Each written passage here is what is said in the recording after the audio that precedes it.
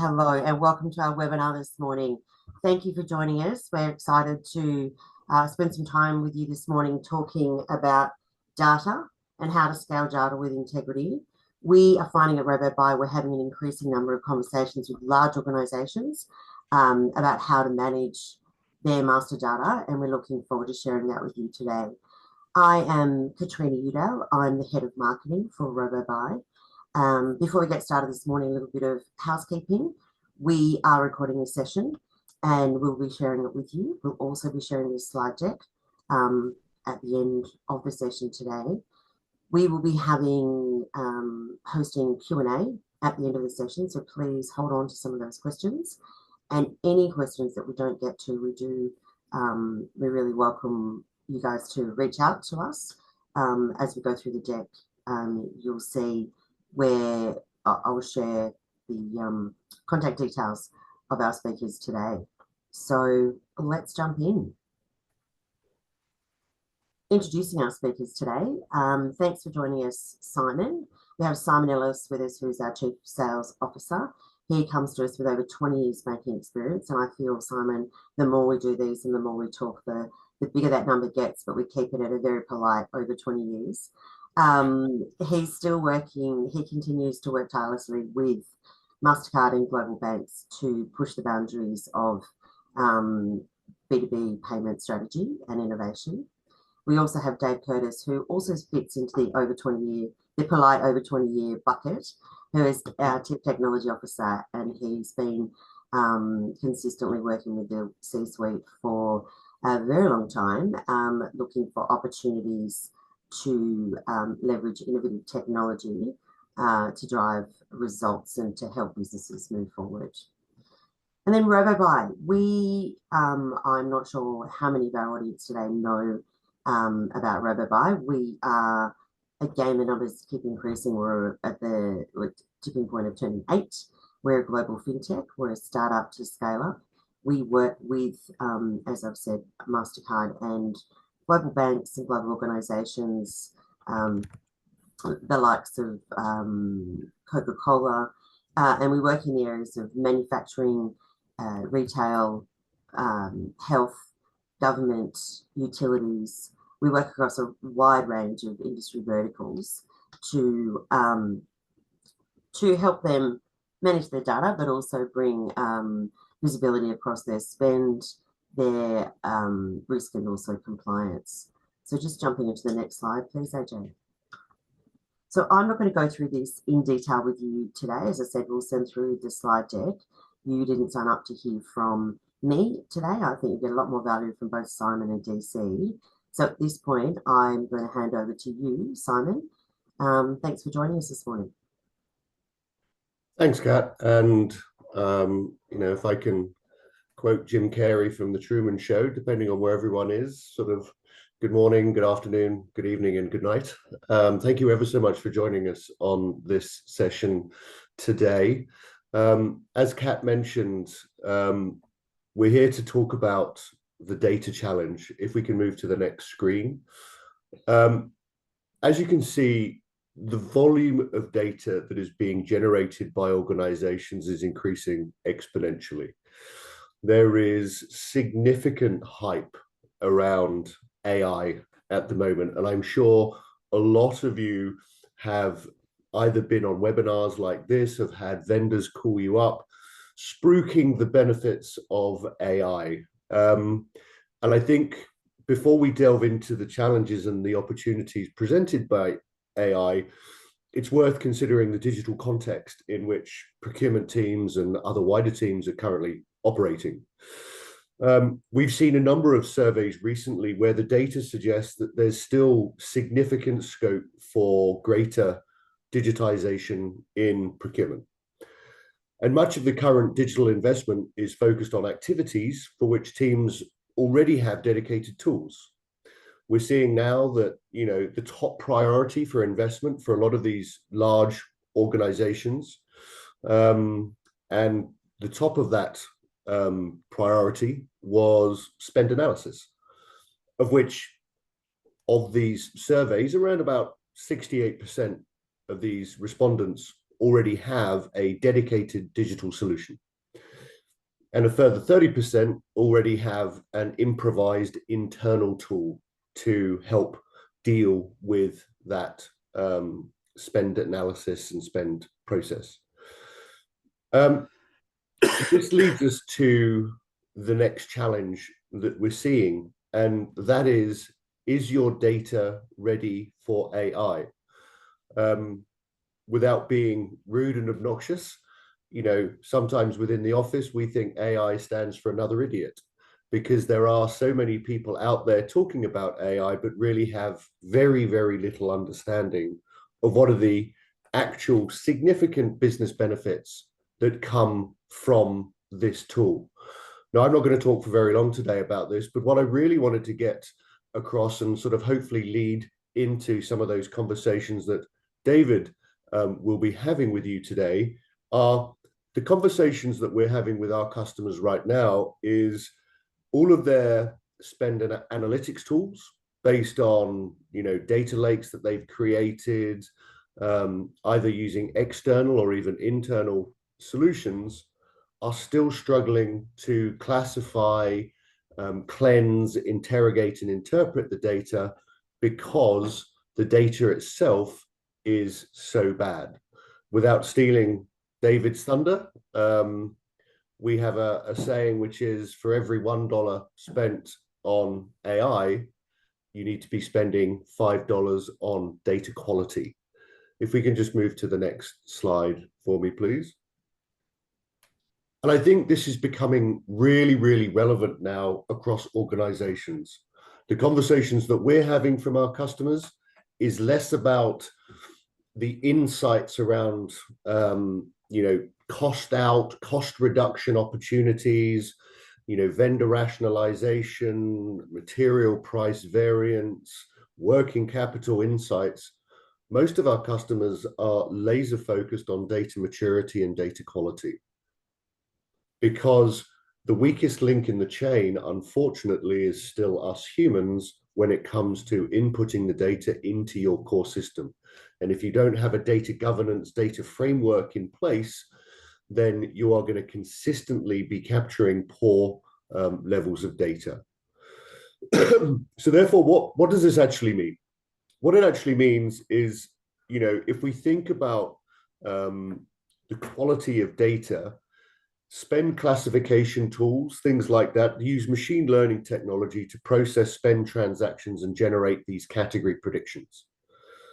These machine learning algorithms require training data to teach the engine how to identify similarities and patterns in the spend data that enable the tool to recognize and obviously classify each transaction. What that means in reality is that training data needs to be created for each category that you are expecting to be classified, with enough examples provided to illustrate the various types of spend that needs to be assigned. So if these organizations are dealing with their own data lakes, data warehouses, we need to make sure that the training models that are built around all of this is accurate enough to enable you to classify your own data. And if the data is coming into the system is inaccurate, is poor, then obviously these systems, these internal or external systems, will not be set up for success. Which is why, as you can see here, that third data point out of the 5 is by far and away, in my opinion, and that is an opinion of one, is very much the most important aspect when starting your data journey. AI is not going to fix everything for you. It's not omnipotent, and I think we're all quite glad about that. It will not fix these issues. Therefore, establishing and maintaining these consistent data governance policies are going to be critical for the success downstream around any of the technologies that you will be looking to deploy in the future. So as you start to think about this data journey, think very heavily around standardizing these processes, because that will reduce the cost for you, both in the short term, but more importantly, on a long-term basis. So with that being said, I'll probably hand over to David, who will take you through more of the deeper complexities of these process, And again, to reiterate Katrina's welcoming comments, thank you very much for your time today. Hello, thank you, Simon. Hopefully everybody can see me out there. And again, I'll add my thanks to everybody for joining the session today. Really great to be able to come along and talk to you. If we can move forward just one, we'll move into the next slide, please. And it's really just reiterating that grandiose statement that Simon mentioned earlier. Thank you, Simon. That for every dollar that you invest in AI, you should really be looking to invest around $5 in data quality. And I think really that sums up a lot of what we're talking about here, and the sort of the scene set that's been made, which is, really what you're looking to do is try and utilize these technologies to improve the data quality, because essentially it's the foundation under which everything else sits. Without actually having decent data quality, it makes it very difficult to do all the other things that you want to do in the business. In terms of what I want to try and cover in the time that we've got available, I'd like to just take a little bit of look at the MDM lifecycle, really just around how that sort of fits, and some of the things that you need to think about. Some people may not be aware of the MDM, the master data management lifecycle, and what that means. I want to talk about it from the perspective of elements of what you need to think about in terms of sort of the order and the like for thinking about these type of programs. Selected examples. We'll go through a couple of examples of data handling scenarios and what that means. And I'm going to put a bit of an emphasis on what the type of AI that is out there can do, and how it can actually help handle things at scale, which is sort of what we're talking about as well. So we'll look at those. And then also talk through a bit of a case study and how Robobuy has specifically taken sort of a stream of this to solve a customer's problem. So great, let's move forward. Okay, the MDM process. So I'm not going to talk in depth about this, but suffice to say that anybody that's running sort of a large master data management program would largely implement something that probably looks like this. My contention here is that most customers, to the point that sort of Simon's made, are really focused in on very specific things within this. So largely, it's about a data governance process that underpins everything, and those data governance processes help define, largely how the data is handled, what the ownership is. But the key pieces in here that I would say, regardless of what you're doing in terms of actually trying to sort your data out, is you need to define upfront what the metrics are and the scope and criteria that you're going to use for actually measuring, what the outcome is that you want. You certainly want to understand who is the business owner and what the governance model is going to be, and you want to be able to understand what the data sources are and where the information's flowing. That might sound really strange, but I'll tell you what, in Kat's introduction to me of 20 odd years, one of the things I find, it knocked you out how many people do not really have a clear understanding of where the data in totality is sitting, how many replicas they've got in the organization, etc. So it's an important part of it that you need to cover. Obviously, there's a technology component in terms of choosing the type of tech that you're going to use to do it. But what sits right in the middle is really all of that element of data, assessment and quality and improvement in the process. So that's what I'd sort of like to talk about with some of the examples, in here. But one of the keys with this is that we find in most cases, most of the customers that we deal with are really interested in and value, a lot of those data validation, enhancement, and correction capabilities that we offer and have been sort of doing with our clients for quite some time. And I think really, whatever stream you take, make sure that you've got those basic elements of KPIs and the like in place, so that you can sort of assess as you go through what you're doing. From an AI, I guess, MDM capability perspective, there's a lot of stuff that's evolving out there. And if we sort of go on to the next slide, please. The one thing that I'll reiterate, and it sort of aligns to what Simon said earlier, is that I really see AI as a supporting technology. There's I think if you look at the Gartner hype curve, we're probably coming up over the top and down the other side of that sort of pit of despair in some ways, where I think there's an expectation that artificial intelligence, machine learning, is something that is actually going to replace completely a lot of processes.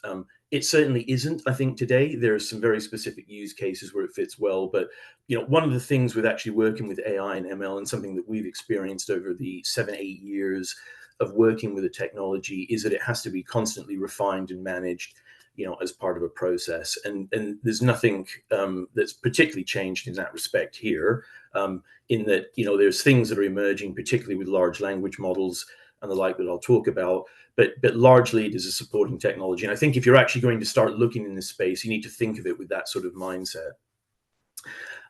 There's a lot of emerging things that are coming out that we're sort of looking and exploring, particularly around modeling of unstructured data. And one of the things I think that really sort of underpins all of this is that data processing, data cleanup, historically, is an incredibly manually intensive task. And you'll see this in the use case that we talk about, in terms of what people are really looking for is the ability to rapidly speed up that process, improve the accuracy of how information is held and stored and enhanced, but without actually having to put an undue burden on the organization. So, a lot of the things that are coming out now, will very much help support that process. A lot of the technology that's out now is the ability to automatically review and augment data records, particularly things that are poor quality. If we look at some of these examples that I put here, and these are just 5 examples of sort of data handling exercises that could be deemed within the scope of a master data management program. And they're in no particular order. But what I wanted to do was just touch on some of the areas that you can start looking at in terms of how you potentially engage and start picking up and utilizing AI to give you that sort of support at scale. One of them is ERP migrations. We get involved in a lot of discussions around ERP migrations, and particularly around what happens to the data as it comes through. Needless to say, ERP migrations are a once in a 20-year affair. Oftentimes, it's an opportunity to remediate poor and incomplete data, and particularly in our procurement analytics space, there's a real big opportunity to fix a lot of problems that are inherent in source systems, and particularly if people have multiple ERPs, bringing it into one spot. So, if they've got incomplete data, you've got an opportunity on the way through, to sort of fix those problems. Some of the areas that we're looking at that are getting more popular now is the ability to ingest and ground your own target data models into the actual into things like a large language model environment that can be used as a baseline to target data as it comes in. So part of the reason for doing that is it actually gives you the model has the ability to actually essentially hold and identify the structure of your target information that can be used to compare to the source information to identify gaps. So this is quite a new concept with LLMs, but it's actually getting quite popular now. So if you haven't got experience working with a large language model, those are the types of things that we're beginning to see that are actually adding some real value, because it actually allows the environment to synthesize up problems so that you can then structure how you actually need to change the data as it comes from one platform into the other. Now, at this point, I'm actually going to give a bit of a health warning. It's quite an important health warning. So if you're actually starting to look at using large language models, you need to be careful about where you run them. So obviously there's a lot out there. We're all using ChatGPT, OpenAI, etc. If you're using those models in a public domain, anything that you feed in, and when I talk about grounding a model, it means essentially ingesting your own data into the model so that it has context around your own environment that can be used to answer questions and make determinations. So if you actually do that and ingest data into something that's sitting in the public domain, what's going to happen is that becomes part of the public domain's training set. So be very careful when you're actually using AI in that public domain, because you could end up giving somebody some confidential information. Moving on, auto classification. I mean, one of the other things that we do a lot of is we auto classify data. We've got sort of 7 years of history at building models, and a lot of the engines that we use in our own products are ones that we bring to this space to actually support doing, a lot of these sort of data enhancement and migrations. Classification of data is quite important. All the customers that I talk to value that, and the ability to actually auto categorize a set of data into groupings, something that sits at the heart of our procurement product, and something that we use quite regularly. Mergers and acquisitions. If you've been involved in any of these, the ability to do auto data discovery. So again, being able to take sort of a target model, run that against data sets that you're not familiar with, and be able to sort of unpack those and actually work out structures. Some of the things that the AI can do now as well is, once you actually have run things across those models, across schemas and across data sets, is the ability to even generate automated data migration scripts that can pull things in. So there's a whole range of migration type help, because the models are familiar with those type of things. Another area, compliance and regulatory. If you're actually looking at things like data maturity, so back to where have I got gaps in the data, being able to identify against what a good data set looks like, and be able to determine areas where you actually need to make changes to the data and augment the data. A good example of this might be doing data discovery for things like GDPR data. If you're looking at a data set that you're not familiar with, actually having a model understand what constitutes information that could be in the context of GDPR, as an example, with that European legislation, being able to sort of point it at unstructured data or data sets that you're not familiar, and pull that information out.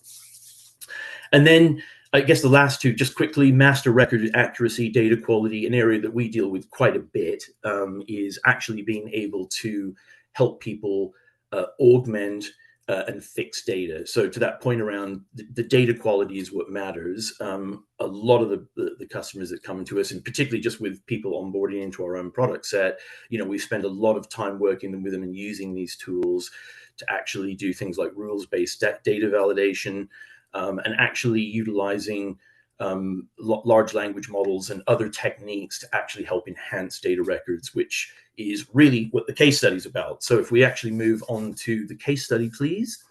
I'll just give you one slice of something that we have done with a client not that long ago. So in that theme of if you're actually looking at master data management, this is one slice, and this is, I think, really reflective from a case study point of view of what customers are typically trying to do, which is fix one problem within their environment. This particular company, a global agriscience business, they've got about 70 sites, I think, around, sort of operating in 60 countries around the world, basically came to us with a question around how we could help them enhance and fix their material master record set. It runs to about 350,000 records, and to the point that Simon made very early on, it basically has a lot of those characteristics that you see in data: horrendous amounts of growth every year, lots of duplication in the data. What are we going to do with that? They have a very small master data management team, as most organizations do, and just get constantly overrun year on year with a lot of new data coming in. Some of the problems that they're experiencing, particularly as well, is that particularly in that procurement space, is leading to a lot of duplication where people can't find things in the data because the attributes aren't there. So the record set is not complete, it's not accurate, and that's leading to other ongoing issues, such as what we classify as free text ordering. So obviously the materials master in this particular example sits at the top of actually how information gets spit into the rest of the system, purchase orders, etc. And one of the issues they had is that they're trying to get rid of a lot of free text ordering in their environment.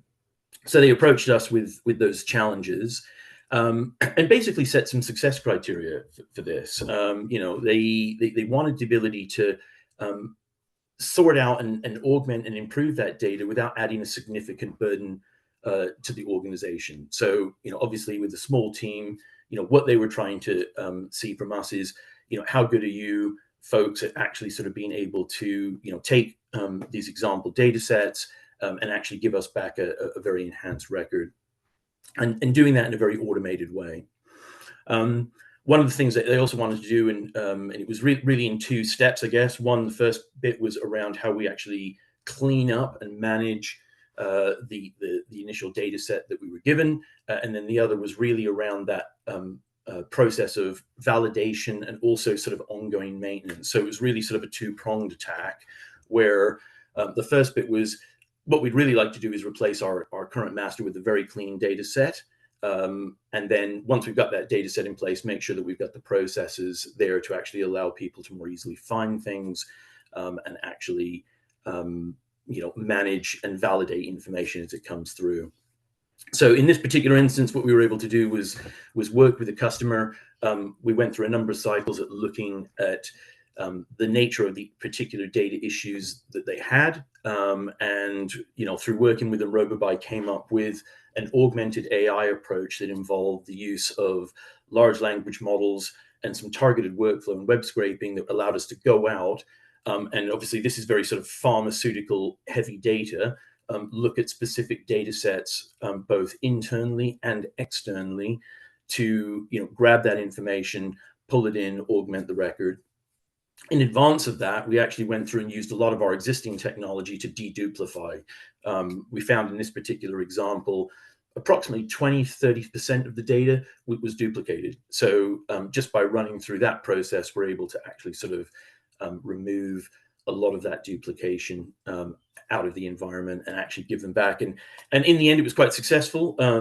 We managed to give them quite a large return on investment, over 110%, based on removal of all of that and actually putting in place a process for them.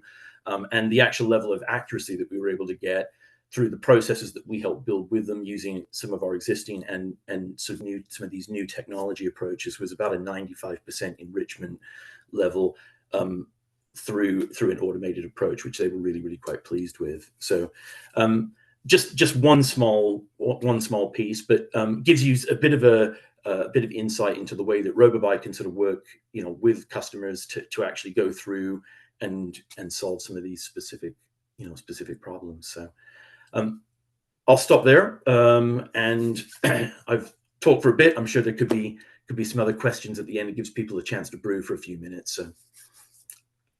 Fantastic. Thanks, Dave. It's always very easy to listen to you on what is really quite a complex subject. So thanks again, and thanks, Simon, for your intro there as well.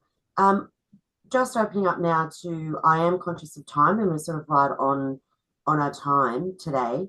I will invite any Q&A. We haven't had any come through at this stage. If anyone would like to put in a question, we can hang on for a few more minutes. But if not, we might wrap the session up. I do like to keep it on time. You have got the details of both Simon and pardon me, Dave in the presentation. We'll also be following up with the recording, with the slide deck. We encourage you to reach out. I was to say, we'll reach out to you with this presentation. Please respond.